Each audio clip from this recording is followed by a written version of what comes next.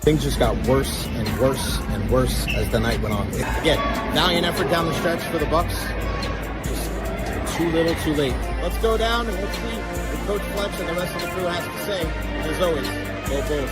So let's head into the locker room right now and see what the guys have to say about that one. Wow. Where do the Buccaneers go from here? What an incredible atmosphere. What a good win for the Tampa Bay Lightning. They snapped a 7-game winning streak. How we feeling, Bucs Nation? It's time to party, baby.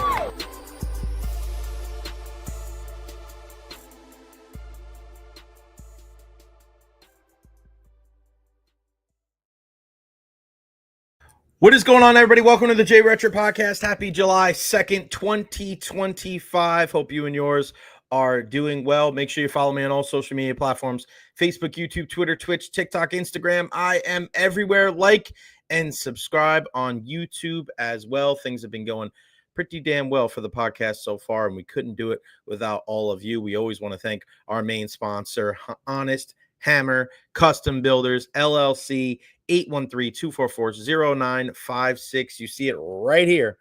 Scan that QR code. Give my guy Hammer a call for all of your residential and commercial needs. If you're doing some remodeling, if you're thinking about changing something up in your casa, give our guy Hammer a call. Again, 813-244-0956. Tell him that you heard it right here on the Recher podcast. He's a big Tampa Bay sports fan, just like you. Plenty to get into on the podcast today. Solo guest, and if it's a solo guest, it's going to be a big one, and it's our guy Scott Reynolds from Pewter Report to talk all things Tampa Bay Buccaneers. I was on the Pewter Report podcast on Monday with our guy Matt Matera talking about some of the X factors for the upcoming 2025 NFL season. That was a really good chat. I know they had something yesterday. I'm pretty sure today or tomorrow, but yeah, go check them out. Go check them out, pewterreport.com.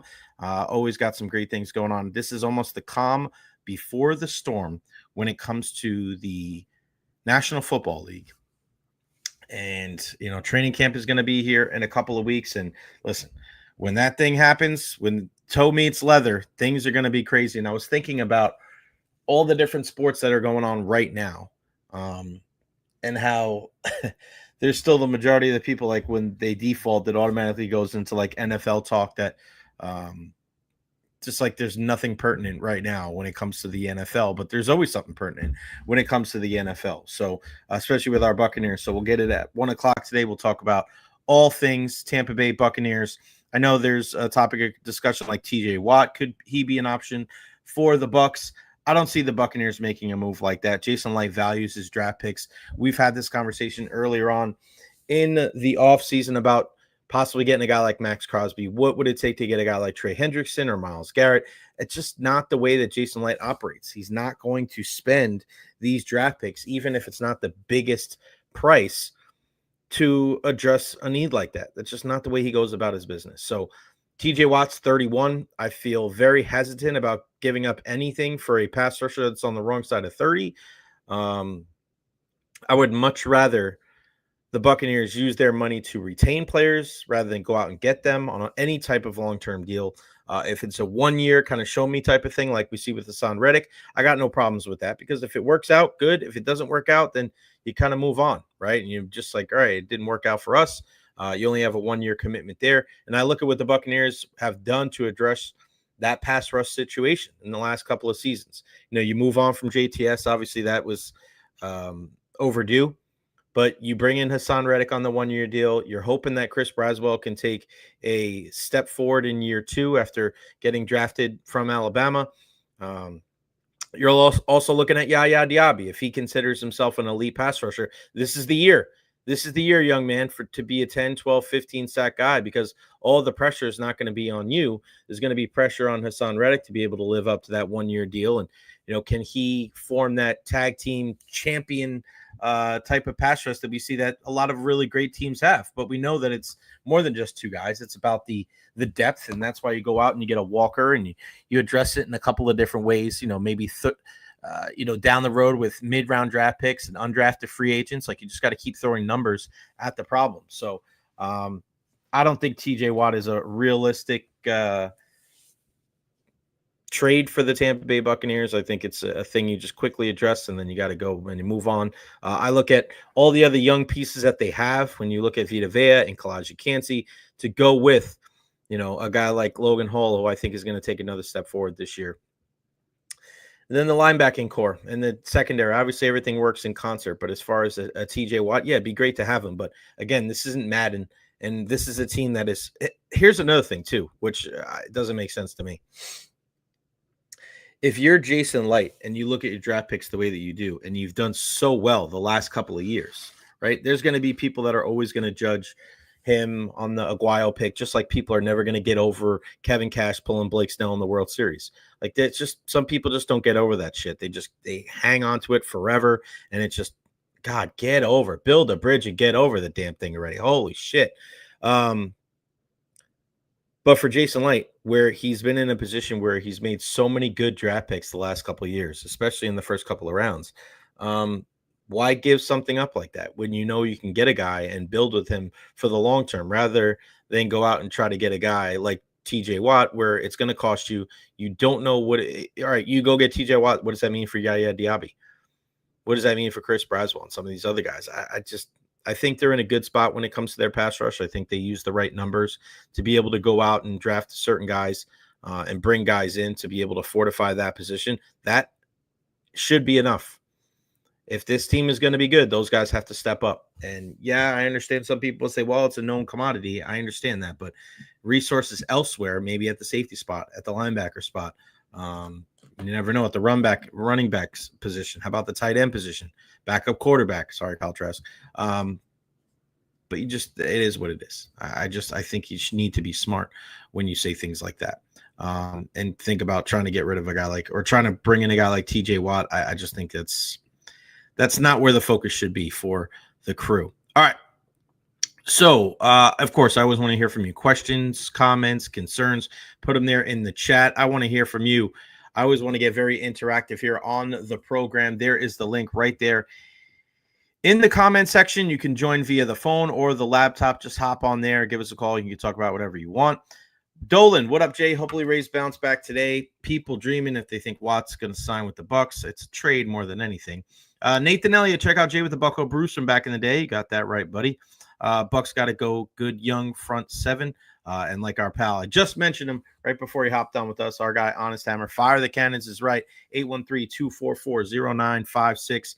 Residential commercial needs. Go to thehonesthammer.com. All the information on there. Give Hammer a call, our guy Russ, and he'll answer all your questions for any type of needs you want to remodel. Give him a shout before you make any rash decisions. I see a lot of people out there making decisions about their home and these horror stories with contractors that they don't know and spending all of this money with these people and they get hosed and they get, they have these terrible jobs and they lose all this money. That ain't happening with Hammer. Give him a shout, thehonesthammer.com. He'll answer all your questions and he'll really take care of you. Tell him that you heard it right here on the Jay Recher podcast. Yes. As we'll talk a little Rays here. I've been watching a lot of baseball here in the last couple of days. A lot. Because I am one of those people where, and I know not everybody's like this, but I just feel like for me, the more information that I can gather about different sports, I think the better your opinions can be when you know a little bit about everything, right? You can be a master of one thing, but I think it's important for you to be able to formulate opinions on teams and players and organizations and just sports as a whole. If you don't have information, how the hell do you think that your opinion is valid? So I think it's important to look into multiple sports. I know I got this from my grandfather at a very young age. Don't make fun of anybody that plays a sport because that could mean the world to them. You could probably win $1 million or a gold medal. Like that was his big thing. So even though I might not be the biggest fan of certain things, I'm never going to be hating on it because I know that if a sport is a sport, there are people that dedicate their lives to said sport as a player, as a coach, just, even organizationally. And I think it's important to learn what makes some of these sports so great, because then you can kind of look at why the NFL is so popular, why, hockey struggles in some markets, right? Why baseball is really tried to change with the times. And make their product a little bit more palatable, maybe to the casual fan. Why basketball has a eternal divide, whether it's the NBA or the WNBA, whether it's politically, whether it's racially. The NBA, I think, is one of the more divisive sports in our country, which is kind of crazy when you think about it. I mean, you look at, and again, for a multitude of reasons, but look no further than what we just saw with Caitlin Clark being voted as the ninth best player, ninth best guard in the NBA by her peers. Like, you're just hating. Like, you may not think that she's the greatest thing since sliced bread, but she's one of the best players in the league. And if you think there's 8 guards better than her, I mean, you're just lying to yourself, and you don't want to see somebody else get ahead. But there's just such a divisiveness with the NBA and the WNBA. And, we're going to talk about that today on the Beckles and Recher podcast. That's going to be at 4:00 today, right here on my YouTube channel. We'll be over at the Dignitary Cafe, 4817 Southwest Shore Boulevard. We're going to talk about the WNBA adding 2 more teams to the WNBA. This is a team that's just pilfering money, losing money hand over fist, and they're adding teams. It's a weird. I said it last year. I'll say it again. I think it's one of the most ill-run businesses that we have in the United States. They're constantly shooting themselves in the foot, cutting off their nose to spite their face, add all the cliches. And I've always liked the WNBA. I've always watched it, even back in the beginning. I remember I was a big New York Liberty fan with Rebecca Lobo and all these different, situations with Teresa Witherspoon and Sophia Witherspoon. And it's crazy to see where it's at right now, but I hope it gets better. Alvaro, what do you think about the Bolts move? Seems like a downgrade from Glendenning and Perbix, in my opinion, was hoping for something more with Florida gearing up again. All right, you want to flip the script here? Do you want me to go hockey first and then baseball? We can do that. Ninth best guard. Thanks, Ren. Shout out to Bart Hill. Appreciate you, Hammer. And 4 by 2030. Yep. 2 is going to be what? Detroit and Cleveland. And I know Sophie Cunningham yesterday said, who wants to go to Cleveland? Who wants to go to Detroit? Who wants to go to Cleveland? I mean, listen, you may think that that's not good growth for the game, but she's also being honest too. People aren't actually moving there in droves, and it's only, I think she said Cincinnati, but she obviously meant Cleveland. And we always go back to the old Joe Kim Noah press conference back when he was with the Chicago Bulls. Nobody goes vacationing in Cleveland. So there you have it. All right, we'll talk Lightning here, and then we'll get to the Rays. Okay. What do you think about the Bolts move? Seems like a downgrade from Glendenning and Perbix, in my opinion. Was hoping for something more with Florida gearing up again. I actually don't hate the necessary moves for the Tampa Bay Lightning. I don't love them either. Let's just be 100% transparent and honest. I don't love them. And when you look at some of these deals, I mean, you bring in a guy, I think one of the bigger names that you bring in. And listen, we mentioned on the program yesterday, Gage Gonsalves signs to a contract. Tristan Allard, he's a 2-year. A lot of these are 2-way contracts, right? They're able to play with the NHL club, go down to the AHL. They're throwing numbers at the situation. Tristan Allard is a guy, AHL, Syracuse Crunch. He's more of a depth forward. I don't know what kind of impact he's going to have this year. Probably not much. Ryan Fanti, the goaltender, that is the guy that's going to be down there, and he's going to help with the depth now that Matt Tompkins has moved on. He's with the Edmonton Oilers. Nick Abruzzese, a 1-year, 2-way contract. This is a guy that was with the Toronto Maple Leafs, and it's funny how you got a couple of guys from the Maple Leafs here. I don't know what Abruzzese is going to bring. Again, helping out with the depth with the Syracuse Crunch. I look at the last 4 guys that they brought in. All right, and I'm going to bring them up just so you guys can see. All right, Pontus Holmberg. Here's the first guy right here. Okay, I understand. 26 years old, played in 68 games with the Toronto Maple Leafs. All right. Now, this is a cat where if you were not closely paying attention, they bring him in on a 2-year contract worth an AAV of $1.55 million. 26 years old, played in 68 games with the Leafs last season, 7 goals and 19 points, averaging 12 minutes and 40 seconds of ice time, 6 foot, 201-pound forward, a total of 159 career NHL games. Now, what I remember about Pontus Holmberg from the last couple of years, this is a bottom 6 guy, right? This is you can already tell what Julian Breezewell is going to be doing with this Tampa Bay Lightning team. He is going to be throwing numbers at this bottom six, middle six, and he does not want to get into the same situation that he found himself in last season, where you put all your eggs in the basket of Oliver Bjorkstrand being the end all be all to help you not just in your middle six but also on your power play. Now, they had players at the AHL level. You had Dylan Duke, you had Jack Finley, but they didn't think that those guys were ready for the NHL club. So now what this team is doing is, and I mentioned this before, the Tampa Bay Lightning, pretty much you can kind of pencil in 12 of the forwards that you already know from years past. You can already look at, I want to take this off just for a second. You already look at Point, Kucherov, and Gensel, Bjorkstrand, Cirelli, and Hagel, Geeky, Gonsalves, who just got signed, and Nick Paul. There's 9 forwards right there. You brought back Yanni Gord. You have Zemgus Girgensons, and then what about a guy like Mitchell Chaffee, right? So there's 12 forwards right there. You know Glendenning's not coming back. We know Sheary's not coming back. We know Atkinson's not coming back. So now what you're doing is you're bringing in a guy like Pontus Holmberg at 26 years old, who's a very honest player. He's tough to play against. Now, they don't value that as much with the Toronto Maple Leafs as the Tampa Bay Lightning do. And Julian Breezewell is hoping that this is a guy that can come in and be an option. Be an option to be tough to play against, to play with that type of grit. He's a very smart hockey player. I don't hate the deal, but once again, I don't love it. Okay. Simon Lundmark, you go out and get this kid, 24 years young, played in 66 games with the Manitoba Moose of the American Hockey League last season. And when you look at him, 2-year, 2-way contract, you lose a guy like Nick Perbix. Simon Lundmark comes in, and he kind of takes that role of maybe not Perbix, but he takes the role possibly of a guy like Max Crozier. Because Crozier, you would think, would slide up and get more of an opportunity. I still think it's wild that Crozier 2 years ago played 3 games in the Stanley Cup playoffs. And then what happens? He barely gets much time at all in the 2024-2025 season, which was this is a guy that I thought played really well with Emil Lilleberg, and I think he can continue to play with him.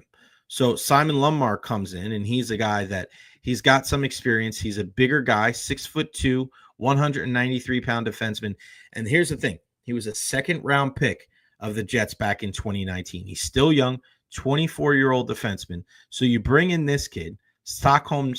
It's funny, you bring in a couple of Swedes. Did Victor Hedman have anything to do with this? Did he make a comment that this is what he wanted? I don't hate this deal at all. Because, all right, let's see what this kid has. He's only played in how many games? 16 goals. When you have him in the system, right, we know it's going to take 100, 150 games, 200 games for these guys to be able to get ready to play in the NHL. So you get him, give him some seasoning down the AHL level with Syracuse, and if he can help back of the season, maybe next year, I don't think it's the worst thing in the world. Again, these are minor moves. These aren't huge. You bring Boris Kachuk back, 6 foot 206. We know all about Boris. He went the other way in the deal for Brandon Hagel, traded from the Tampa Bay Lightning to Chicago with Taylor Radish in that deal to bring Hagel here. So again, this is a guy I wouldn't be surprised if eventually he's like the captain of the Syracuse Crunch. You know what kind of game he plays. He's not going to wow you. But yeah. And then finally, this is the guy I think that could have the biggest impact on the team. It's Pontus Holmberg and Jacob Pelletier. This kid right here, 24 years old. This is a guy that's been in the league for a couple of years. And this young man, when you look at him, it's kind of weird when you think Calgary Flames, Quebec City, made his NHL debut on the 23rd. He actually made his debut against the Lightning, which is ironically enough, a former first-round pick in 2019. So you're taking a former first-round pick in 2019 in Pelletier, Lundmark, the former second-round pick in 2019 with the Winnipeg Jets. This kid has international playing experience, and he won the Selke Trophy back in 2020 in the Q. So this is a guy that, once again, you're bringing these guys in because the interesting thing about the Pelletier deal is it's a 2-way contract for the first season and then a 1-way contract for the remaining 2 years. So I feel like you don't put that into the contract unless you feel like this kid is going to be maybe a part of the future for this team. I really like that move, I think, the most, because I saw Pelletier play for the Philadelphia Flyers and he flashed, and there were some good things there. He can put the puck in the back of the net, but once again, they're trying to find guys that are going to be difficult to play against. What we saw with the Yanni Gourds of the world, what we saw with the Barclay Goodrows and the Blake Colemans of the world, that type of mindset, right? That type of mindset of we can't try to outscore teams all the time. We've got to outplay them in all three zones. You got to be able to put the puck in the back of the net, but you can't lose the battles in the neutral zone. You got to make sure you get the puck out in your defensive zone as well. So you bring in these guys, and does it wow you on the surface? Are they moves that excite you? Not really, but you can understand where Julien Brisebois is coming from. He understands that it was better last year. It was better last year as far as getting, tougher to play against. We didn't get into the situation where we were trying to, run and gun, outgun everybody like we've seen in years past. You knew with the additions of Ryan McDonough and then also J.J. Moser and Jake Gensel and Yanni Gourde later on in the season that the Lightning almost had to come to Jesus meeting with themselves going, all right, well, we kind of lost our way a little bit. We need to get back to the 2020, 2021 type of mindset here where regardless of who our competition is, regardless of when we're playing them and where they're playing them and who we have on the ice, we need to be more difficult to play against. And that's all fine and dandy. And I get that. And I agree with that sentiment. I just don't know how much closer this gets the Lightning to the Florida Panthers. And I know I said it at the end of last year. I thought it was the end of an era for the Lightning, and they still needed to make some changes to this team because I feel like they're a good team. I just don't feel they're close to being a great team because I just don't. You look at the team on paper. Does that team on paper look like a team that can beat the Florida Panthers, knowing what they did? And what did they do? They used their money to retain their players, right? They didn't use their money to go out and make these big splashy free agent signings. And we see that with the Rangers now. They traded Keandre Miller for a conditional first, a second, and then a second or third pairing defenseman. Keandre Miller gets paid from the Carolina Hurricanes. That's a big guy, but I feel like you fall in love with Keandre Miller because you don't watch him all the time. He turned the puck over a lot last year. And the couple of years before that, he was playing with Jacob Trouba. And these were, you're talking about a young, strapping defenseman, first-round guy playing with the captain of the team. And that was arguably the worst D pairing that they had. Most of the goals were coming in, it looked like, when those guys were out there. So, interesting move from Carolina. They're always trying to make big splashes, and they, of course, had plenty of cap room going into the offseason. But where do the Lightning stack up in the Eastern Conference? They're going to be good because they have some talented players. But when it comes to nut cutting time, are they going to be able to battle Florida? Are they going to be able to battle teams like Carolina? Any of these other teams that are kind of taking a step forward? I just don't know. I don't know. I don't feel so. And that's the thing, is we're not going to know until very late. We're not going to know until next year. We're not going to know until the postseason. The Lightning are probably going to have a really good regular season because you have Vasi, because you have Hedman, you have Cooch, you have all these different guys that are going to be playing well, and they're going to be better than the majority of the teams in the National Hockey League. And I know the thought process of, oh, well, you know what? You just got to get into the dance and give yourself an opportunity, give yourself a chance. Yeah, I mean, that's great, but is that great for a team that should have higher aspirations? I'm all about aspirations and expectations, and I think that has a lot to do with your team and how you grade a team on a yearly basis. If you're a team that is, right, like look at the difference between the Rays, the Bucks, and the Lightning. What are the expectations of those teams? The Rays' expectations going into this year were, hey, let's get into the playoffs. Let's fight for the division. We know how crazy everything is with not playing at the Trop, playing at Steinbrenner Field. We don't know what the future holds with this team. Nobody's saying if they don't win the World Series this year, it's a failure of a season. Or if they're not getting to the ALCS, it's a failure of a season. You would love to see it. I don't know if many people would be surprised if it happened, but your expectations are right there. When it comes to the Buccaneers, what are your expectations? Your expectations are first and foremost that they're going to make the playoffs, right? After winning the division these last couple of years. But a lot of Buccaneers fans are saying what? Progress. I need to see progress from Todd Bowles and this team. We want to see an NFC championship run. We want to see a possible run to the Super Bowl. You want to see one of the better teams in the NFC, right? When it comes to the Tampa Bay Lightning, what is the expectations? Because everybody keeps saying, well, they lost to the Florida Panthers. If they didn't play the Florida Panthers, they would have won the cup. I don't know if that's necessarily true. They lost the last 2 years to the Panthers in the first round. The year before, they lost to the freaking Maple Leafs in the first round. So why are we acting like this is 2020 and 2021 again? We are getting farther and farther and farther away from that team. We're trying to recreate this magic that's not there anymore. You need to come up with a new recipe for success.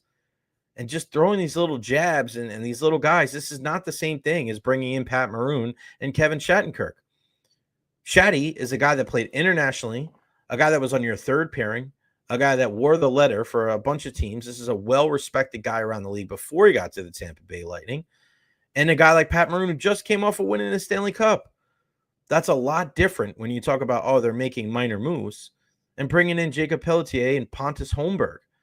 Like, I get it, but I don't know. I feel like things need to continue to change. Things need to continually evolve, because if you go to battle with the same team, I just don't think they're good enough to beat the Florida Panthers. And that's right now. What are they going to do? That's magically this team is going to change. Drastic changes were made last year. I still think they need to maybe not overhaul, but I still think pieces need to be shifted around. And this team needs to continuously get better, because I'm not impressed with the overall roster right now as far as if they can make a long run in the postseason.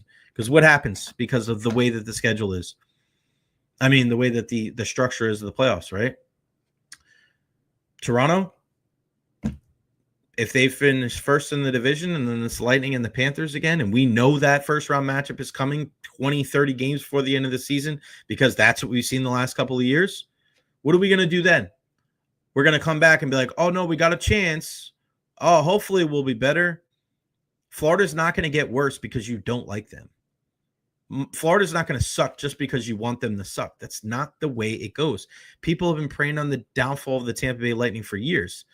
And the difference between the Lightning's run and the Florida Panthers run is that the Lightning have had to deal with the flat cap during their run, during their success. So after they've won these cups, they've had to lose Andre Palat. They've had to lose Alex Killorn. They lose Yanni Gourde in the expansion draft. Barclay Goodrow to the Rangers. Blake Goldman to the Calgary Flames.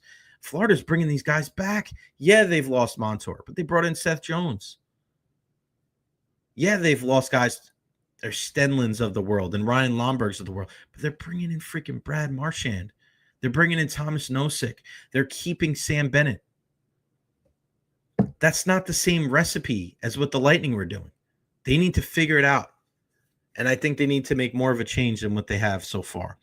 Bolts will make playoffs, but if we play Florida, I'll be first round exit stage left again. Dolan, it's hard to say that I disagree. Hammer, it's super hard to watch other teams beat us with our old team style / setup. I think we might need some young defenders to help Vazzy. Might help on the offensive side of the ice. I just think you need to have more talent. I think the bottom 6 guys need to be able to put the puck in the back of the net a little bit more. I do like Zemgus Girgensons. I did like Luke Glendening, but you have to chip in offensively. And you have to make sure that you're playing the right style. And let's not forget, Dan Heino's going to take over behind the bench. Jeff Lasho moves on. Could that be an improvement as well? Hopefully. But how much? We don't know. Let's see. Robert Cochran. Yo, Jay, how we doing? I'm getting hyped for USF football. I am too. Cannot wait for that. I'm getting excited for a lot of USF sports. It's one thing I do hate about the summer is that less and less USF stuff. Ren, what's the deal with that Michigan State player that the Bolts hold the rights to? Why doesn't he want to play in Tampa? The aforementioned player is Isaac Howard. We addressed that with Eric Erlinson on the program yesterday. If you missed that interview, it is up on our page. Julian Breezeball just spoke. There we go.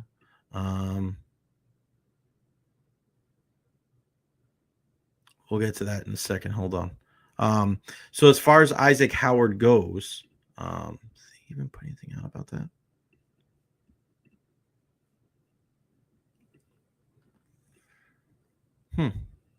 Interesting. Okay. All right. I'm just looking at everything here. Okay. As far as Isaac Howard goes, this is a guy that wanted to go straight up. No, you're good, buddy. He wanted to go straight up and play with the big club. He didn't want to go to Syracuse last year after his season at Michigan State, where he won the Hobie Baker Award for the best player in college hockey.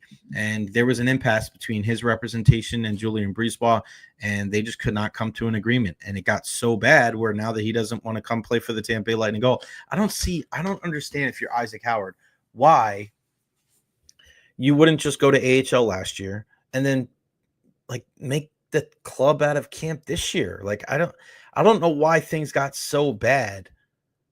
Why I just don't understand that. He's such a young kid.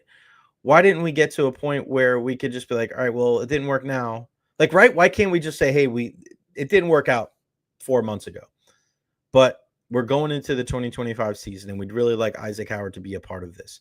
But instead, we're looking at a situation where they're looking for trade partners. It wasn't able to happen during NHL draft weekend. I think it'll probably take some time. That's what Eric said yesterday too, of these teams are going to kind of figure out what their roster looks like in free agency, where they're going to have some of this, some of their finances go. And then possibly, if you're looking to fill a hole, want to make a trade, then Isaac Howard comes into the equation. But it's just a weird situation altogether where I don't know. It's similar to the Drouin situation, but at least Jonathan Drouin actually came up and had some success here. That's it's different is, Drouin was on the front side of the success, right? He was on the front side.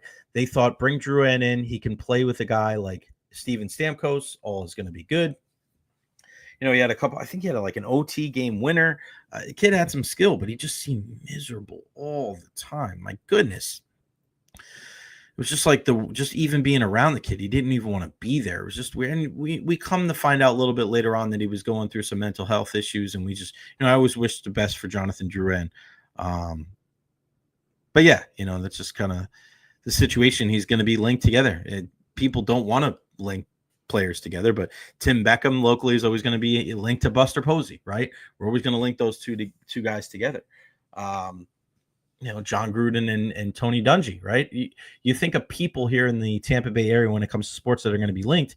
I mean, Isaac Howard and Jonathan Drouin, they're going to be linked for the rest of their careers as two highly touted prospects that just couldn't find a way to make it work here in the Tampa Bay area. Julian Brisebois just said in acquiring Holmberg and Pelletier, he acquired two players who are young, hardworking with upside. Both were restricted free agents who didn't receive qualifying offers. Those players don't usually hit the market. Sometimes there's more upside in that type of player. Holmberg can play wing or center, but Goldbolt see him in the middle, potentially as a replacement to Luke Glendening on that fourth line center. Project his offense to improve. His acquisition also means they won't rush a prospect like Jack Finley, but Lightning still have big hopes for Finley. This is from our good buddy Ed Encina. Holmberg played with Victor Hedman with Team Sweden in the Worlds. Pelletier was also known commodity as AHL Syracuse coach Joel Bouchard worked with him with Hockey Canada when they became available. Go Bolts were ready. That's from our good pal, Ed Encina. He is all over it. Again, guys, this is a reason why you want to subscribe to the Tampa Bay Times. Go subscribe for them today. We also got some big news that the NHL, NHLPA, IIHF, and IOC have officially signed the agreement to return NHL players to the 2026 Olympics in Milan. Agreement also opens the door for NHL participation in 2030. So we know what's going to happen next year. Obviously there's going to be, it's not going to be a all-star game at UBS Arena, right? They're not happy with that at all. But hey, it is what it is. And we're seeing this international competition with our guys being involved. I don't think that's a bad thing at all. We've seen this before with Drouin. Dolan, too bad JBB couldn't tell Howard. Okay, come on, no serious. I know. And again, he's the guy that brought that up to us. Julian said it to us in his fireside chats. Hey, this is what it's going to be. And then we go from there. So we thought that it was going to happen. We thought Isaac Howard was going to be with the team last year. He brought that up for himself. And we just never saw it. And it's just strange. I wonder when all is said and done, when we hear about this situation, what is going to be the Isaac Howard side of the story? What is it going to be? Because this is a kid that is looking at it, man, like you're looking at the Tampa Bay Lightning. You could be a big time part of this team. You could be a middle six guy. You could be, I wouldn't be surprised if Isaac Howard, then maybe he ends up being a first line guy with Point and Kucherov, and you move Gensel with Hagel and Cirelli. It's strange how this whole thing just went from, hey, we're very optimistic. Look, this is out of nowhere.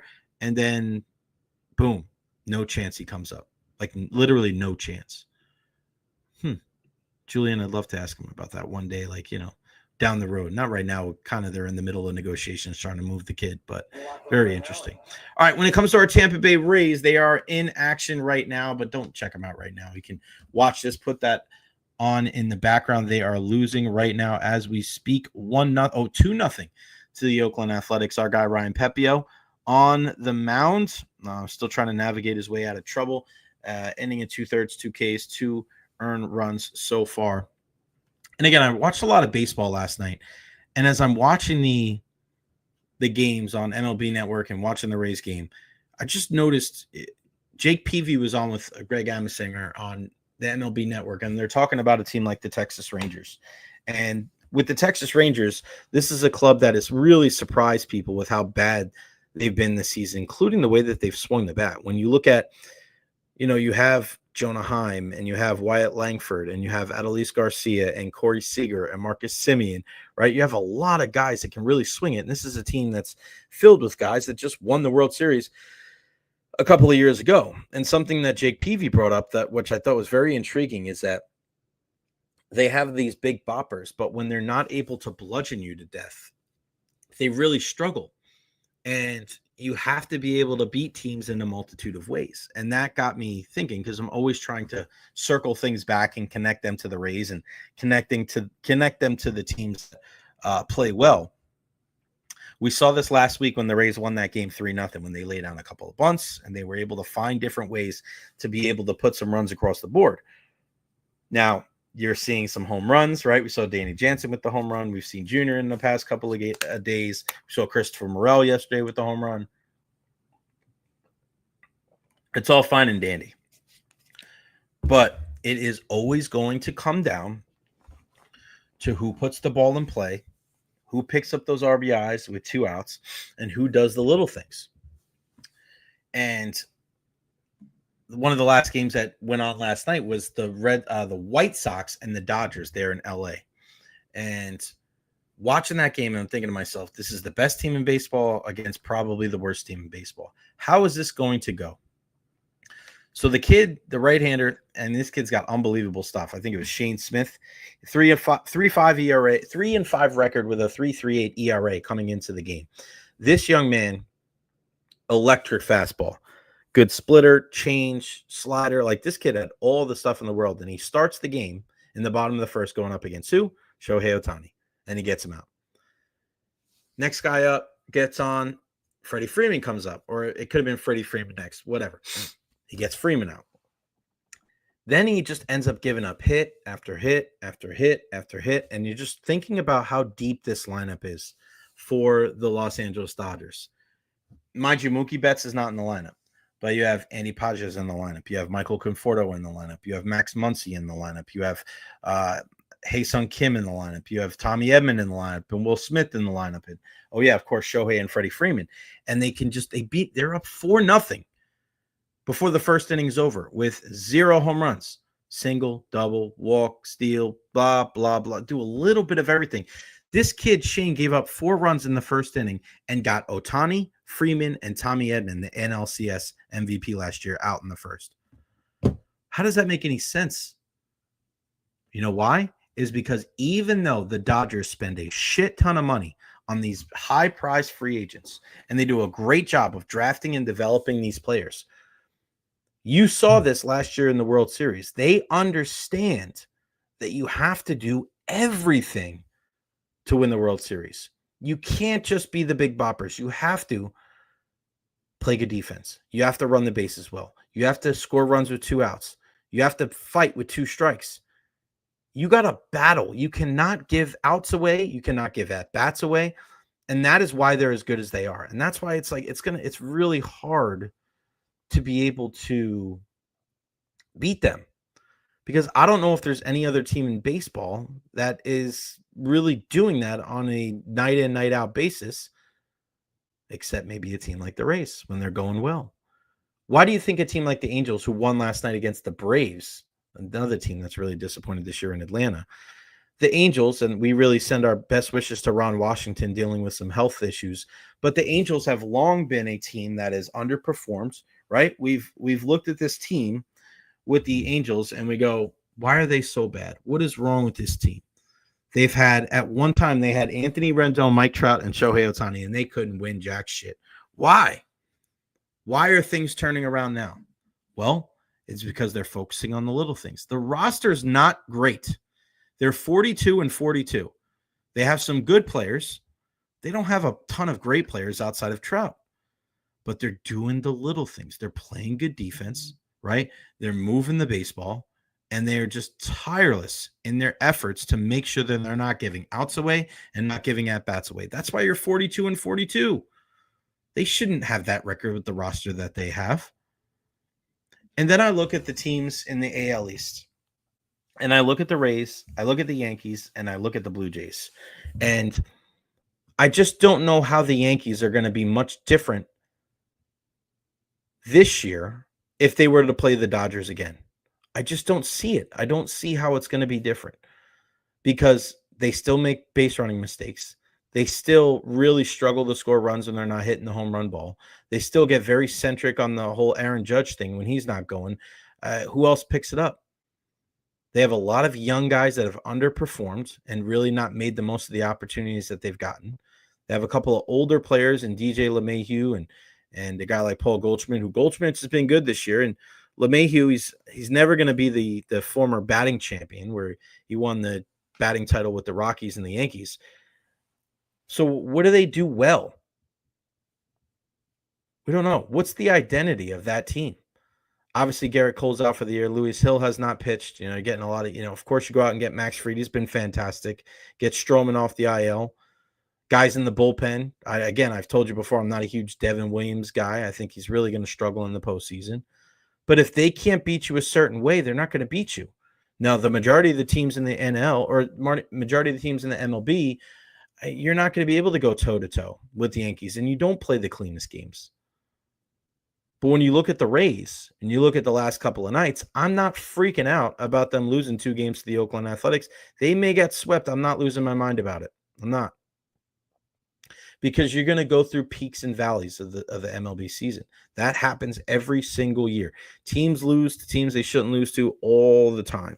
It's 162 games. It's about riding the wave and not freaking out when you have a bad series or two.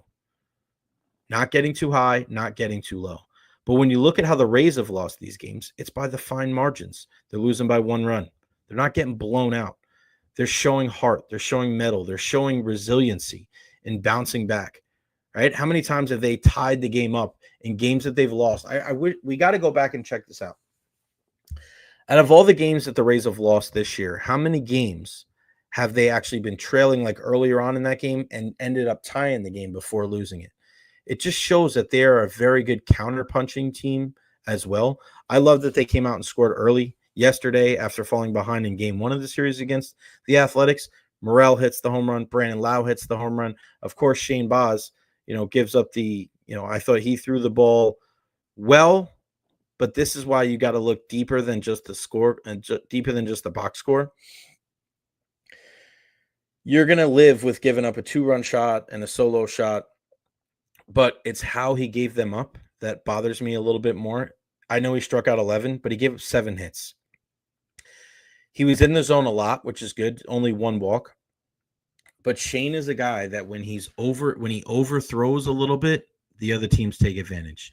And if you look on all 3 of the big flies that he gave up, he missed his location by a ton. And you can't go middle. I don't care what team it is. The Athletics, the White Sox, the Mets, the Yankees, it doesn't matter. You cannot miss your spot. You got to live down in the zone, and you can't not miss back over the plate up in the zone. That's what happened. Look at Danny Jansen's home run for the Rays. It's the same thing happened for him.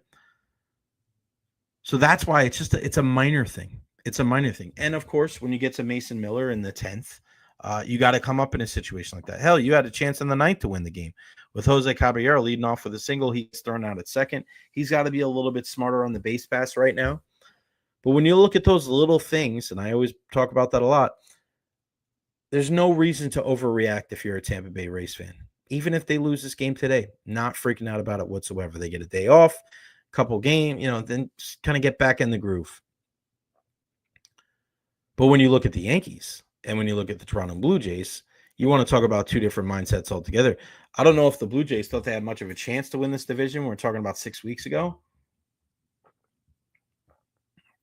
They're playing much better. And I just, for them, when they play at home, I just feel like they're such a different team. They're the way that they can hurt you offensively. It's a problem. It really is. And when you look at their standings this year, okay, the Blue Jays are 27-16 at home. They have a better home record than the Yankees. 20-22 on the road. The Rays, 2 games over 500 at home, 27-25. Yankees 26-17. But when you listen to some of the media people, when you listen to some of the fans, right? My God. An inside the park home run for Jake Mangum. How cool is that? 2-1. They're right back into it. So when you look at this situation, is Taylor Wells the new Kevin Kiermaier? That's what Rich Hollenberg said on the program yesterday. If you missed it, that's up on our page. But if you listen to the fans for the Yankees, they are freaking out right now. Every year at this time of year, a swoon comes and they're blaming Brian Cashman. They're blaming Aaron Boone, and he's not the right guy. And George Steinbrenner's rolling over in his grave. And it's just so crazy to watch some of the things that these people say when the team that's been in first pretty much the entire season goes on a little bit of a skid. Now, they do have their faults, and I'm not saying they're wrong. But it's a lot different. And I don't know if it's just based on the market size, because that, obviously New York's the biggest market in the world. So you're going to have more of those, negative Nellies, those keyboard warriors, the vocal minority, people getting pissed off when a team loses. You've been investing to it a lot longer because the team's been around a lot longer. But I also think it's more than that. I think it's deeper than that. I think also when you look at Kevin Cash and when you look at Aaron Boone, I just don't, when things go wrong, Kevin Cash is not freaking out. You don't see Kevin Cash getting thrown out a ton and getting pissed off all the time. And you don't see a ton of mistakes when it comes to the Rays and how they go about their business. Whether you agree with it or disagree with it, right? It seems like they have a plan. When you watch the Yankees sometimes, I can't tell you because I watch a lot of Rays baseball, and it's ironic that I'm saying this now. I very rarely look at Kyle Snyder and the pitching attack, and I go, I don't like that pitch. I did last night. Mason Montgomery there in the 10th. I thought he got a little bit too cute. I thought he should have went after the hitters with the fastball. When you throw a fastball 98, 99, 2000, who was it too? And it wasn't the guy that hit the sac fly. It was the guy before him. All right, so you get to the 10th. Denzel Clark, sacrifice bunt. Right, Colby Thomas goes to third. And then Max Schumann comes up. He was the guy. So Max Schumann, he comes up and battles and works a walk. And it's a ball on a slider, 1-0. Again, I don't know why you're throwing a slider to this guy, right, when you throw as hard as you do. Second pitch, 4-seam fastball, high and tight, 98 miles an hour. He looks so late on it. Then you throw another slider for, I don't know why. You throw a 98-mile-an-hour fastball, and he is so late on this. So late. Wasn't even close. And I'm thinking to myself, there's no way that you go back to the slider here. You have to go to the fastball. Double up on it. He's so late on it. Slider. Not even close. Down in the dirt. And then ball 4 ended up being a fastball. But by then, you shouldn't even have got into that count. Shouldn't even have got that far. And I thought that was the place right there where they lost the game. Next guy comes up, Austin wins, hits a sacrifice fly. The Rays don't score in their half because you know how tough it is going to score against Mason Miller with as hard as he throws. 17th save of the season last year. But I thought the Rays got a little bit too cute there when it came to their pitch calling. Now, is that the end all be all? No. But when I watch Yankee games, I see that all the time. All the time. And I try not to be like that. I try not to be like, well, I would have done this. And, being a baseball coach, I would have done that. I wouldn't. But it's just natural sometimes. It's natural to be able to watch something and to be like, all right, he's way too late on that fastball. You got to throw him another fastball here. Or he's so early on that pitch. Go back to the breaking ball. Go outside the zone. Don't throw this pitch here. And then what happens? Boom, they throw the wrong pitch. They're in big trouble. And then the Yankees start blaming everybody. That's just what happens. So if you're the Rays at this point of the season, I'm not freaking out. Think about how far out you were just a couple of weeks ago. Now you're in the hunt. And this is a battle in the American League East. The Yankees are at 48-37 going into today's game. The Blue Jays are a game behind. The Rays are a half game behind the Blue Jays. And now don't forget about Boston. They're 2 games under 500. They're 6.5 out of first. And the Baltimore Orioles, who many people want to write them off, probably myself included, they're 11 games under 500. But if they can go on a little bit of if Baltimore gets within, let's say, 5 games of 500 by the All-Star break, why not them? Why not them? These teams could just kind of battle it out for a while. And I want to bring something up that I crapped all over last year. And I'm going to continue to do so here. If you are using run differential as a way to quantify how good a team is, you are just so freaking lost. You have no idea what's going on. Because if you're a team like the Yankees and you absolutely bludgeon everybody, your run differential every single year in games that you win, listen, you could beat a team 10-0, right? And then lose the next 9 by 1 and still have a +1 run differential and be 1-9 in your last 10 games, right? Come on. That's what happens in baseball. The Toronto Blue Jays are currently in second place. They have a +4 run differential. Only 4 runs. The Rays are beneath them. It's +68. The Red Sox are +17. So are we saying the Red Sox are better than the Blue Jays? Are we saying that the Rays are 64 runs better than the Blue Jays? That shit doesn't matter. It doesn't matter. Look at a team like the Los Angeles Angels that are 42-42 and the Rangers who are 42-44. There is a 65 run difference between those two teams. 65. The Angels are 500. The Rangers are 2 games under 500. What does that tell you? Nothing. Absolutely nothing. Look at this one. The Miami Marlins are 38-45. They're 9-1 in their last 10. They're third place in the NL East, better than the Braves, better than the Nationals. Their run differential is -72. The Braves are a half game behind them. They're 38-46, 8 games under 500, and they are +8. They are 80 runs worse than the Marlins. Like, what are we even talking about? Doesn't make sense. So when people want to sit there and they want to use run differential, it just doesn't make sense. Not at all. Greg DeCruz, love the hat, buddy. Go Jays. Yeah, you're a Jays fan, aren't you? Mr. Magic, got to get rid of Isaac Howard for a roster player. I'm just glad that the Rays traded Isaac Paredes, so we didn't have to deal with Isaac Howard and Isaac Paredes.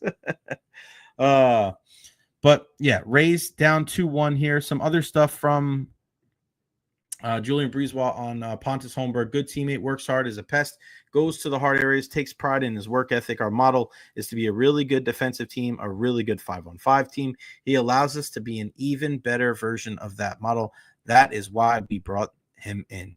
So you look at both of those guys that they brought in, RFAs, restricted free agents, and these teams out there, they don't really know what the qualifying offer is supposed to be. Because if they overpay this guy and nobody matches that sheet, then you end up paying a depth forward more than maybe you would want to pay him. But if you kind of just let that guy go and you don't tender him, it's it's kind of the opposite of what happened with the Lightning and Gage Gonsalves. They had an idea of where it was going to be. So they were just like, all right, just let it go. No qualifying offer. Let's just wait. You'll be a free agent. You want to come home anyway. And then it's a contract in the low mill. With these two guys, their teams, Pelletier with the Flyers and Holmberg with the Toronto Maple Leafs, they didn't really know what their value was. And that just screams of why you should love a guy like Julien Brisebois, knowing the value of his players. Now, you could argue that the whole Steven Stamkos thing didn't go well, but I don't think it went well for anybody. Lightning, Brisebois, Stamkos, like I wish that all the parties involved got another crack at that, because I just hate that that's where we're at in this entire situation, especially when you see Florida bringing back all these players. But think about that. The Leafs didn't know what that sheet was going to be for him, or maybe they did know it and didn't want to pay it. Same thing with the Flyers. But if a guy's that good, why wouldn't you want to pay him? That's what I don't understand. If a guy is that good, why would you want to get rid of him? Now, Pelletier could be a little bit different because he is a young guy that maybe hasn't lived up to those lofty expectations. But a guy like Holmberg, when you're looking at the Leafs, you need tough guys to play against. You mentioned that with the Tampa Bay Lightning. And for a guy like that to go to the Bolts, what are you thinking as a Leafs fan today? Oh, great. We kept John Tavares. Oh, great. We re-signed Matthew Nyes. Okay, I think you should be happy. Oh, wait. We signed and trade with Mitch Marner. We got Nick Roy here. I don't know how Toronto's supposed to be better next year. But with that being said, you still have some top-end guys with Austin Matthews and Morgan Riley and, Willem Nylander. It's not about the regular season when it comes to these teams in the NHL. It has to be the postseason. All right, let's tell you about our friends at thehonesthammer.com. My guy, Russ, he's the best. I really freaking love this guy. I want you guys to take a look at the website. So take a look at it here. There we go. TheHonestHammer.com, Honest Hammer Custom Builders, LLC, 813-244-0956. You want to schedule a project, you want to contact them, you want to know a little bit more about them, TheHonestHammer.com is the way to go. Look at this. Look at the backsplash there. The services, the portfolio, a little bit of everything, right? Licensed and insured Florida General Contractor, CGC 1531166. No project too big, no project too small. You heard me talking about that on the show yesterday. Pre-engineered metal buildings, bathroom remodels, kitchen remodels, interior and structural renovations, new construction, commercial construction. Honest Hammer is the way to go. Look at how beautiful these renovations have turned out. Just absolutely incredible. And this is an honest, hardworking guy here in the Tampa Bay area. Russ is just such a great dude. 813-244-0956. He is a big-time Tampa Bay sports fan just like you. So if you're looking for a guy that's going to be honest, he's going to be trustworthy, listen, you want to trust a guy like this, right? You want to trust local, and he's right here. He's our first ever sponsor here on the Recher podcast, and that means a lot. Longtime WDAE listener. He followed us here, pays attention to our teams here in the Bay Area, really wanted to help out our show, and we're doing our best to help him out as well. 813-244-0956, licensed, insured, and bonded general contractor, residential, commercial. Tell him that you heard it right here on the Recher podcast. Again, the Honest Hammer Custom Builders, LLC, 813-244-0956. Shout out to our guy, Russ. Really good dude there. Beckles and Recher podcast today at 4 o'clock right here on the stream. So make sure you don't go anywhere at 4 o'clock. Hopefully the Rays coming away with a victory after that. An update on them. 2-1 rain starting to fall in Tampa. That's just the way it goes here. But we are inside, so we should be fine right here on the Recher podcast. But yeah, 2-1 Rays trailing as we speak. Another game on right now, St. Louis and Pittsburgh. They're in the middle of the second, no score there. Cincinnati and Boston will resume their suspended game here in a little bit. And a couple of 1 o'clock starts, 1:05 in Philadelphia as the Phillies host the San Diego Padres. The Nationals, Washington, They host the Detroit Tigers, and then the Milwaukee Brewers in Queens to take on the Mets. That's a good matchup right there. 47-37 of the Brew Crew. The Metropolitans 48-37, two of the best teams in the National League. So some good action right there. The Mets, as we speak, second in the NL East behind the Phillies. They're 3-7 in their last 10. You look at the hottest team in baseball right now. Who would have guessed it? The Miami Marlins at 9-1. They are still 38-45 on the season, but that's the thing about baseball, man. Because the season is so long, you're going to have ups and downs. You know, a 4-game losing streak in the NFL is like forever. That's almost similar to what? I would say, 12? Yeah, because I guess it's 3. It's probably, I'd say probably like a 12-game losing streak in the MLB. I wonder how that computes. I guess you could just do the normal of like 17 games to 162. So like times everything by 10. But that seems weird, right? A 4-game losing streak in the NFL does that really feel like a 40-game losing streak? Even a 30-game losing streak in the MLB? I don't think so. It's just completely different. It's hard to quantify it when you look at a situation like that. But again, Rays got to get back to playing the game the right way. You're going to see that Jake Mangum inside the park home run, I'm sure, everywhere. That guy's quicker than a hiccup. He is such a joy to watch. We love him here in the Tampa Bay area and excited to see what the future holds for that young man. All right, let's bring him in, talking all things Buccaneer football. It's our pal, Scott Reynolds from Pewter Report. Scott, what's going on, buddy? How are you? Good, Jay. How are you?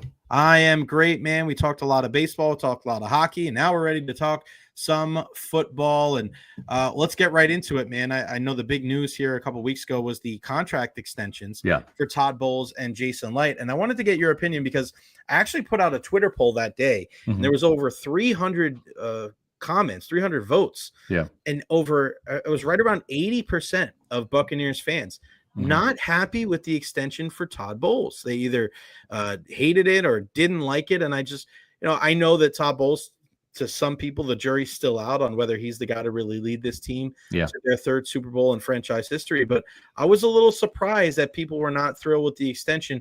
What do you say about those results and also your initial reaction to the news? I think there's two things to look at here, right? If you're a Buccaneer fan, it's okay. There has been some incremental improvement from 8 wins to 9 wins to 10 wins, trending in the right direction, right? When it comes to the year-by-year record of Todd Bowles as a head coach of this team. Granted, he was the defensive coordinator that helped the Bucs win a Super Bowl, so there's a little bit of former history there too on the staff of Bruce Arians. But and let's also put it out there too. I've covered John Gruden from day one to the very end, and he is the only coach outside of Bowles to win 3 division titles. It took him 7 years to do that. Bowles did it in the first 3 years. If he wins another one this year, he'll be the only coach in Bucs history to not just win 4, period, but 4 in his first 4 seasons. So there is something to be said about that. Where I think fans are unhappy is that playoff record, right? 1-3. And certainly losing that home playoff game last year, that was a step in the wrong direction, right? So if you're stepping in the right direction in the regular season, that's fine. But in the playoffs, when it kind of matters most, the 1-3 record is not ideal. So, to me, I can understand why some fans feel like this is kind of like an incomplete moment for Todd Bowles. Right. But I think one thing I learned at the NFL annual meeting, and my last name is Reynolds, is not Glazer. I don't own the team, but they do, and they're very,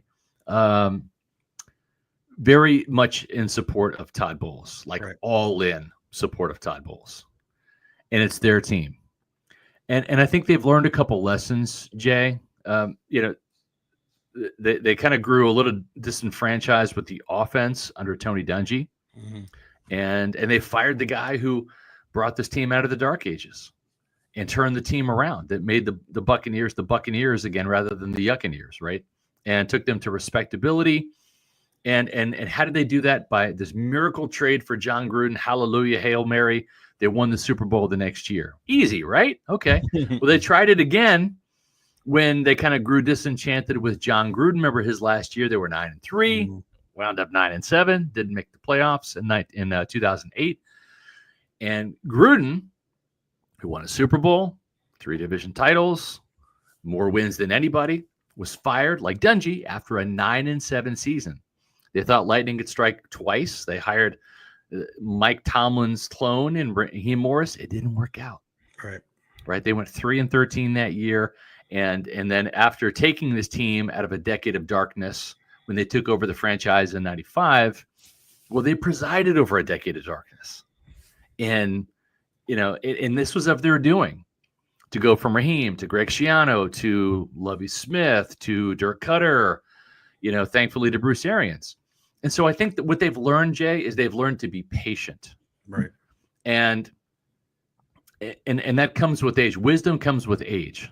And I think, they're 30 years into this, just like I am. We both came in 1995, the Blazers owning the team, me covering the Bucks for Pewter Report. And I think that's part of the reason why they're looking around the landscape, right, around the NFL.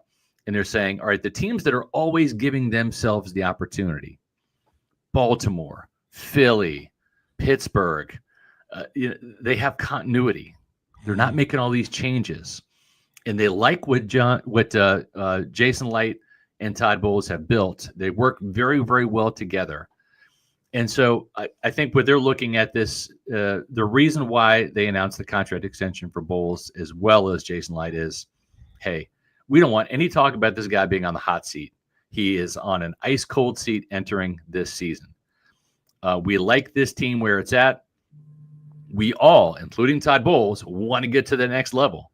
NFC Championship game, preferably the Super Bowl after that. Mm-hmm. And they don't want to rock the boat. And I think it would take a season where the bottom falls out for Todd Bowles to really not have job security. And 2 other things real quick. Mm-hmm. Number one, quickly, they had a chance to switch out Todd Bowles for Liam Cohen, the shiny new toy on offense. They had that chance, and they didn't do it. They had a chance to go for the hotshot young offensive coordinator, because remember, the Bucs offense wore the superhero cape all last year, not the defense. Right. From week 1, 37 points on Washington on, it was an offensive-driven team. And they had some excuses. They could have made the switch if they wanted to, but they chose Todd Bowles because he's a leader of men, and they value that. And they feel like this is going in the right direction. And number 2, Todd Bowles helped them win a Super Bowl. Yeah. And and despite all the injuries in the secondary last year, despite the defense not performing well, and not having Saracia Dennis out there and Jamel Dean being hurt every other week or whatever, when the offense generated a lead, and we saw this in New Orleans in the second half. We saw this at New York against the Giants in the second half. We even saw this out in L.A. against the Chargers, a playoff team, in the second half. You give Todd Bowles a lead, and even with a wounded defense, he can still make things happen, shut teams out, and get in his bag. And so I think what they're thinking is, all right, let's give Todd a better roster, more playmakers on defense, a little knock on wood, return to health, and it's not like Todd can't coach. And then I think the other thing is the timing of this happened after an offseason in which Todd Bowles did everything right, changed his coaching staff up, hired a game management coach, wanted ball hawks. He and Jason Light went out and got ball hawks in free agency, in the draft. And I don't know what else Todd Bowles could have done this offseason when games aren't being played to make this team better. I think he checked all the boxes. So I think the Blazers looked at the big picture and said, this is heading in the right direction. Let's keep this thing together, and let's remove all media narrative. Let's get Pro Football Talk off the back, Todd Bowles, and give this guy a little bit of grace and room to move and breathe and operate by heading into a season with no question marks around it. Yeah, I'm with you wholeheartedly, man. And that Chargers game specifically. I mean, they took Justin Herbert out of that game. They were just like, this isn't working. Like they had a couple of drives left too, and they were down by a couple of scores. They're like, we don't want to continue to do this, getting bludgeoned over the head. Right. When you look at this defense, right, and the pass rush, and now you see a name like TJ Watt come out there and 31 years young, people are like, oh yeah, you should trade this, you should trade that. Yeah. Do you see the Bucs making any type of move, whether it's on the offense or defensive side of the ball, as far as signing a veteran free agent, even if it's on a 1-year deal, or trading for somebody? Or do you think this roster is going to be as close as it's going to look for week 1? I think it's pretty close to how it's going to be in week 1. I really do. They like this team. I remember, I think I asked the question. I asked Todd Bowles, what is like your strongest position on offense and defense? And of course, on offense, he said, we really like our wide receiver room now, running backs, offensive line. And then on defense, it was a bit of a head scratcher when he said, inside linebackers are our deepest position. I was like, inside linebacker? Wait a minute. You got old man Levante at age 35 out there. And you got Servassier Dennis, who, has shown glimpses of promise, but has been oft injured.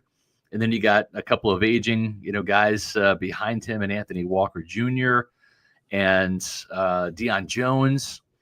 But then I watched that other OTA, and then I watched the 3-day mandatory minicamp, and you kind of see Deion Jones still running around making plays.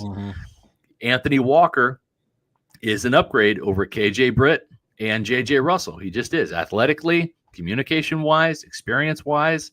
He's a big physical dude. He and Servassier Dennis looked exceptionally well together out there. Levante was just chilling because he's 35. Yeah, you don't need to be out there at that time. You don't need to be out there. Exactly. Yeah. So, the more I watch this, I'm buying into it. And I'm like thinking, all right, well, yeah.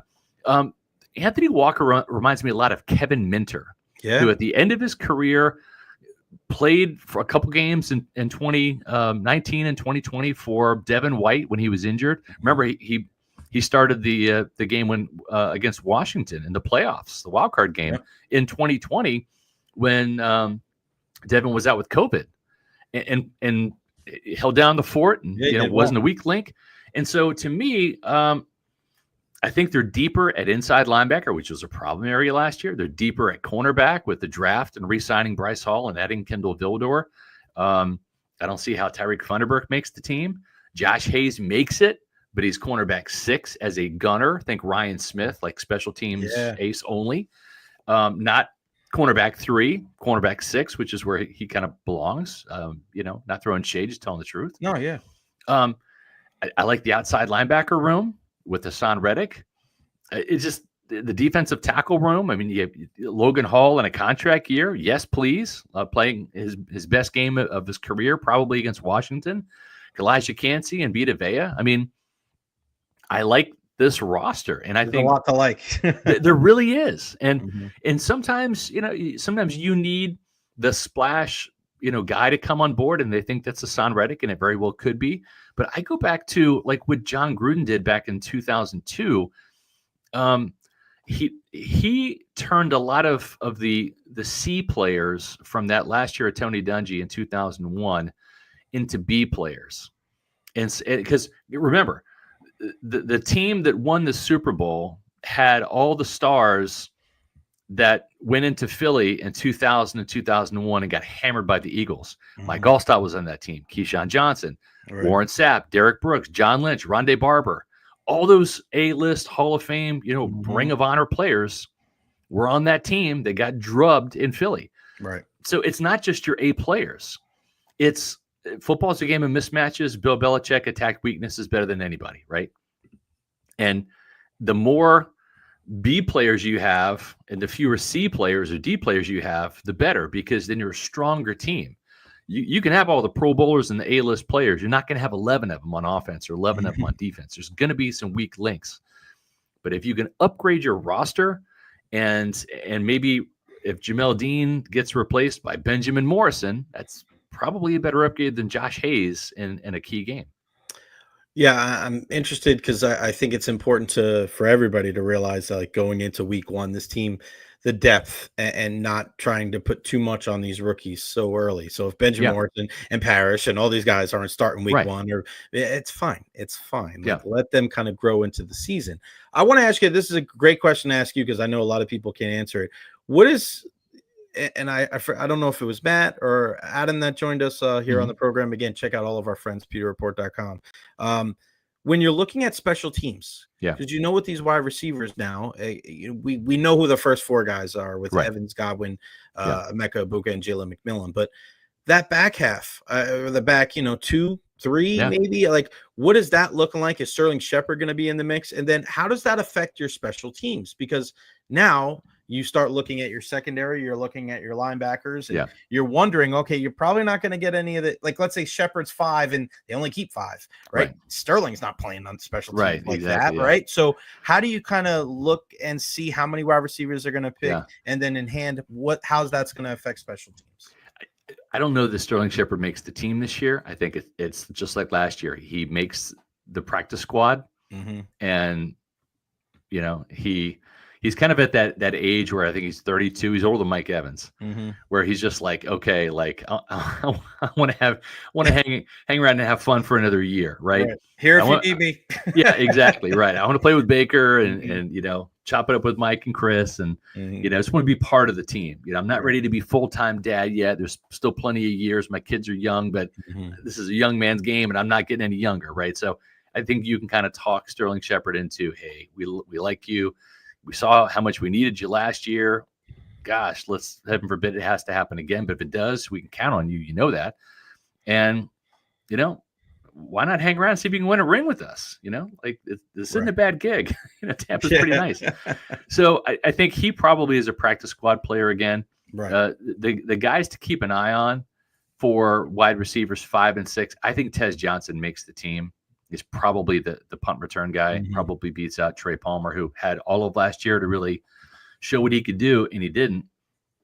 And I think Cam Johnson's the other player, number 19. They love him, don't they? They do, and he just got snake bit with some injuries, but he has a lot of ability. He's kind of a sleeper to watch in training camp. Tez Johnson, I went back and watched just because the 50th year of the franchise. Tez Johnson reminds me a lot of Carl the Truth Williams. Oh, wow. Just kind of a slippery punt return guy, right? Probably faster than Truth was. Truth is probably a 4.5, 4.6 guy. I know Tez Johnson timed 4.51 at the combine. I think he's probably a tick faster when he's getting chased, with pads on, the adrenaline's going. Probably a 4.4 guy. So to me, I think he probably wins that return job. We've seen Emeka Egbuka back there returning kicks because you're going to have to find somebody alongside of Sean Tucker. I think Sean Tucker is kick return 1. He did a great job there, and he's your number 3 running back, so you can afford to have him in that spot. And if Jalen McMillan ends up still being number 3 and Emeka Egbuka is number 4, then give me that first-round talent on the field with the ball in his hands, because he's an electric player too.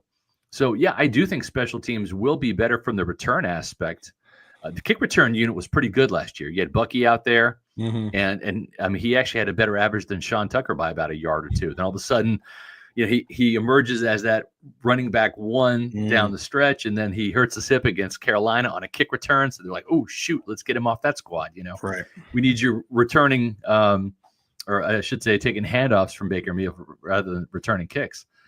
So, I do think the special teams from a return aspect has the chance to be better. I think Tez Johnson's a big part of that. I think sometimes we talk so much about the minutia, talk so much about a lot of things. We're just getting into special teams there. Let's go right back to the top then in Baker Mayfield. Yeah. What do you expect from Baker Mayfield in 2025? Because I feel like this is uncharted territory for him, because what was the talk going into last year? Well, we've yet to see 2 good seasons back-to-back with Baker Mayfield, right? And now we've gotten 2 consistent years. There's no questions from anybody in the National Football League that he is a starter in this league. And now it's not if he's a starter, it's where he ranks. Is he a top 7 quarterback? Is he a top 15 quarterback? But as far as, I don't know if growth is the right word, but what does he have to do this year instead of just the plain answer of like he's just got to maintain, but Yeah. is there something that he has to improve on? Is when you look at Baker and say, hey, maybe you got to make a little tweak here, a little tweak there, because what I'm also thinking of, Scott, is like if this team ends up losing a game and he throws a couple of picks, like that's how their season ends. I wonder if those questions start coming out with Baker, because as much as everybody loves him, I think they love him. They love the guy, right? But I also think that there's a little bit of this out there, whether it's locally or nationally, where if the Buccaneers lose and let's say he throws 3 picks in that last game, people are going to be like, look, see, that's the Baker. I don't know if he's convinced everybody yet. So if he has to improve on a certain thing, what do you think it would be? I mean, the obvious answer is that the turnovers have to come down, right? That's the thing. You went back and looked last year. He had 4 interceptions. 2 were actually behind the line of scrimmage. I think one was like an intercepted screen pass against the Raiders. That comes to mind. The other one I think might have been a batted ball at the line of scrimmage, and then there were 2 more interceptions between 0 and 10 yards. Right, so 4 out of his 15 interceptions happened right around the line of scrimmage, and he's 6 foot tall. He's not going to grow. Right, he is what he is at this point in time. He's not going to be 6'5", where he can, look over the entire offensive line. So you kind of have to deal with that. But then he also had some fluky interceptions too. Think back at the Saints game back in Week 5, right, where he had like 2 or 3 interceptions in the first half. Some of those were like a little fluky. So, and those kind of balance out with the dropped interceptions too. He had some of those. Let's just call Baker a 15 interception guy last year, because that's what he was. If he can get that down to around 12. And it doesn't seem like a lot, but it is. If you can get it around 10 or 12 for the volume of passes he's going to throw, for the amount of touchdowns he's going to generate, I think if you go into the season, and I don't care what team you are, and you say your quarterback at the end of the year, and you're not going to know the numbers, is going to have a 4-to-1 touchdown interception ratio, do you take it? Hell yeah, you take it. Yeah, no doubt. You probably take a 3-to-1 ratio, right? And because that's 45 touchdowns, 15 interceptions, right? That's 3-to-1. So, I think that's the thing. If he can be a little bit more careful with the ball, but I think the other challenge for Baker this year is going to be, can he be a more accurate downfield thrower? Right. Because this offense is going to have, Baker admitted it, Josh Grizzard admitted it, it's going to have a more vertical element. They want some more manufactured big plays rather than Mike Evans taking a 7-yard slant and breaking a tackle and taking it 17 yards, right? Because if he doesn't break that tackle, then it's a 7-yard gain, right? You don't get the first down. But if he breaks it, then you get the first down. Well, if you throw the ball 12 yards and your receiver catches it, that's a first down automatically without the receiver having to do a damn thing. So I think they want some more manufactured big plays in the passing game. Not necessarily the Bruce Arians, Dirk Cutter, vertical, we're going to check it 40 yards down the field to Mike, kind of thing. That it's not going to be Jameis Winston ball, because I don't care what quarterback you are. You could be Tom Brady, Joe Montana. The further you throw the ball down the field, the lower completion percentage you're going to have as a result. So that's why Baker Mayfield completed 71% of his passes last year, because a lot of them were short passes out of his hands. Ram-style offense, get the ball in the receiver's hands or the running back's hands or the tight end's hands, let them get yards after catch. I think Josh Grizzard wants them to be a little bit more explosive and more, instead of having X amount of short passes, take some of those short passes, make them intermediate. Instead of only having a few deep balls, take a few of those intermediate passes and maybe double up the amount of deep balls from like 2 or 3 per game to 5 or 6.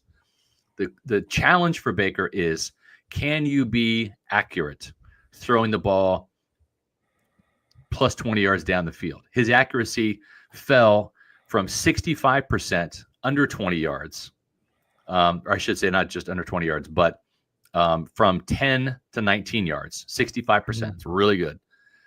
To 38% beyond 20.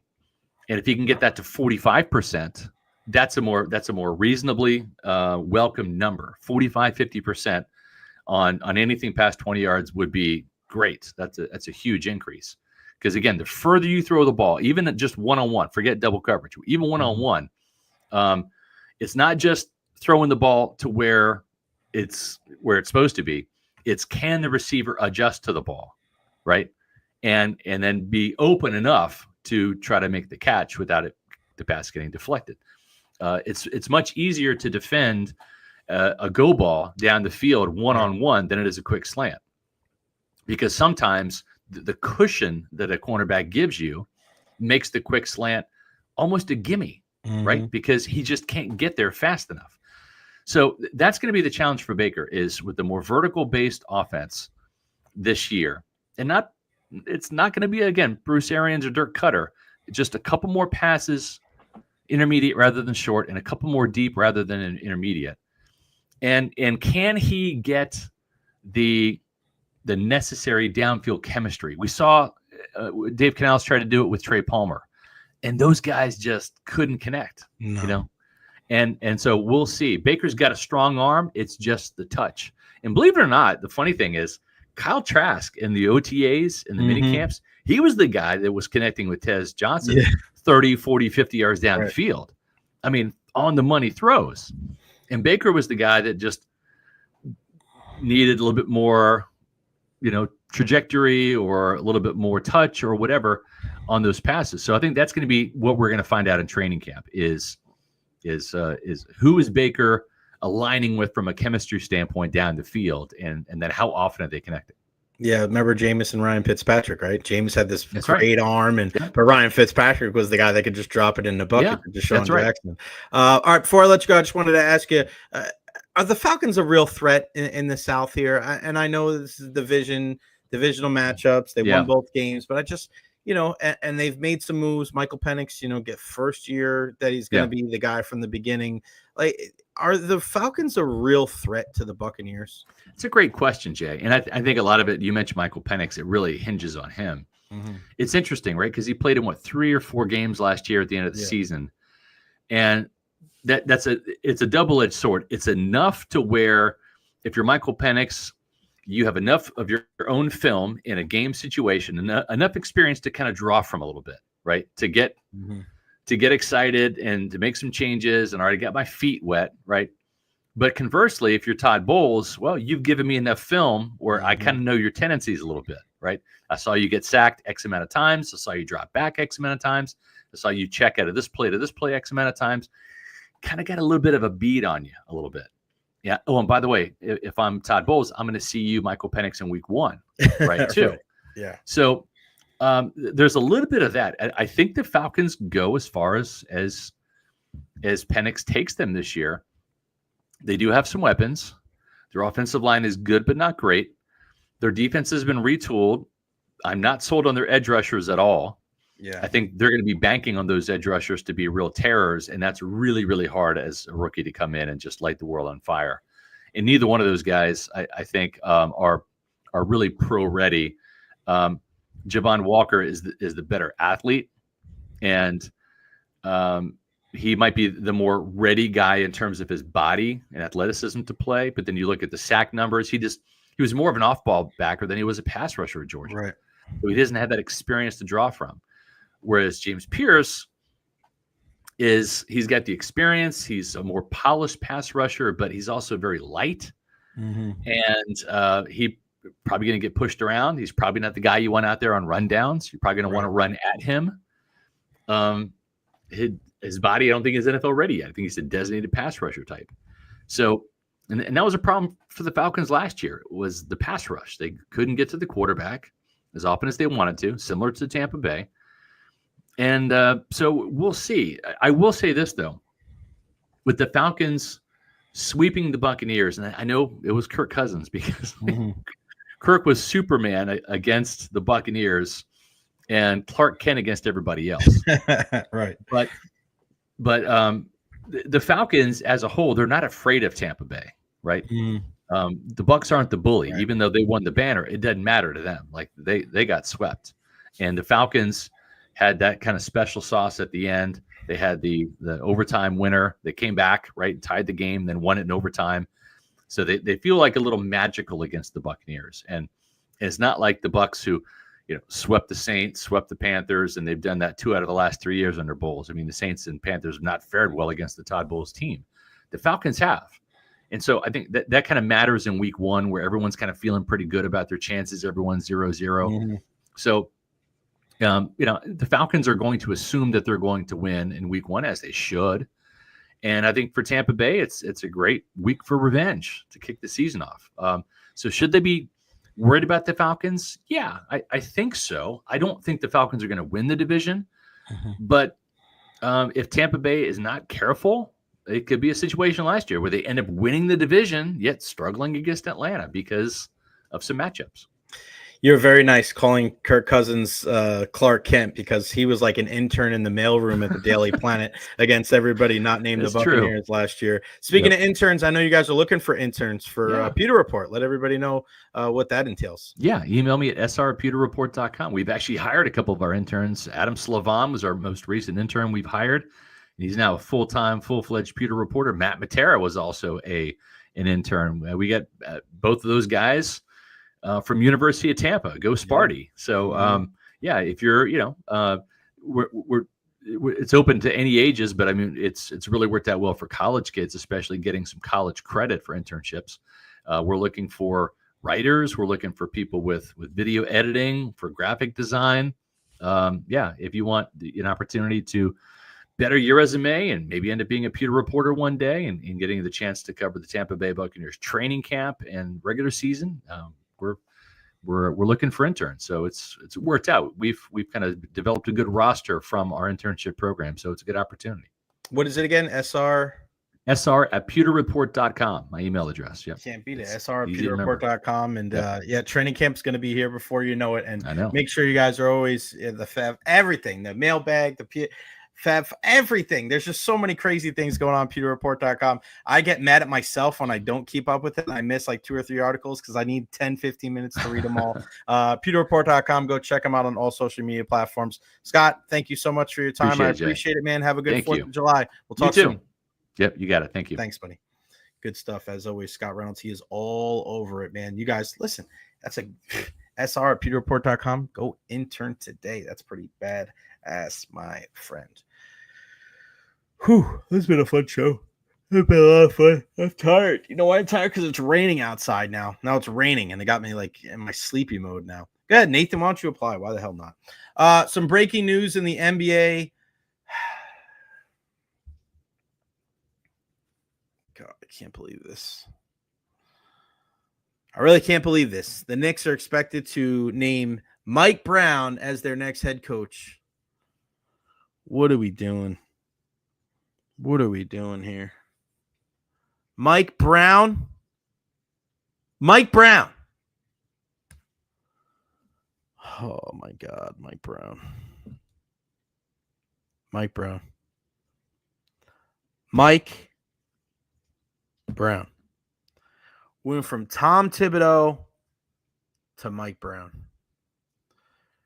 Bro, I hope we can go back next June or the June after or the June after that or the June after that and be like, wow, Mike Brown was such a good hire for the Knicks. What the are you doing? Not Michael Malone, who's got a championship.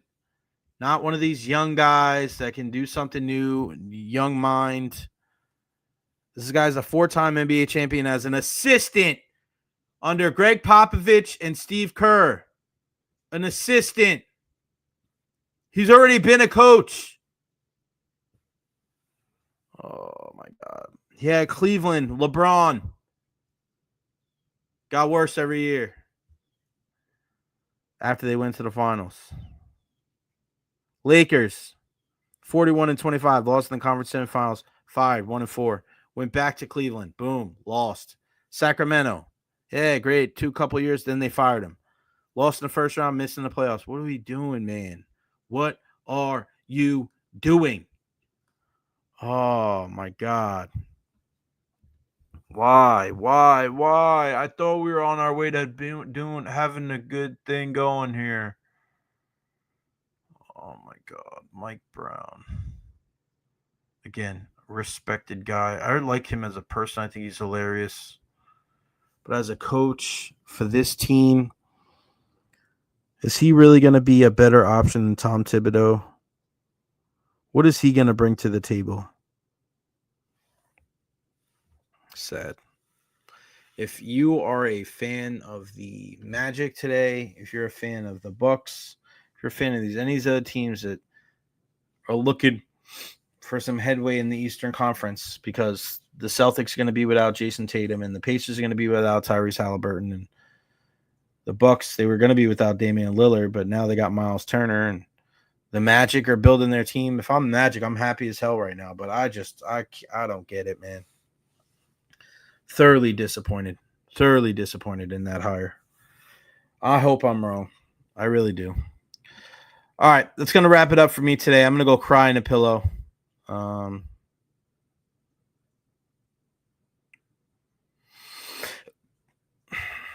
Not good. Big thank you to Scott Reynolds, Pewter Report, pewterreport.com. If you want to intern, SR at pewterreport.com. Go check them out today. Follow me on all social media platforms: Facebook, YouTube, Twitter, Twitch, TikTok, Instagram. I am everywhere. I am going to be doing a show tomorrow. I was not going to, but now I am because I was off on Monday. So I will be here tomorrow for the show. No show on Friday, obviously 4th of July. But I appreciate everybody's love and support. Please like and subscribe on YouTube. Please. Every single like, every single subscription helps. And every single super chat helps. So 1, 5, 10, 15, 20. Every single dollar amount helps when it comes to our super chat. So please help out where you can. Everybody be safe. Everybody have a wonderful rest of your Wednesday. Again, the Beckles and Recher podcast starts at 4 o'clock today, so you don't want to miss that one. But we're back live here tomorrow at noon right here on the Jay Recher podcast. I am going.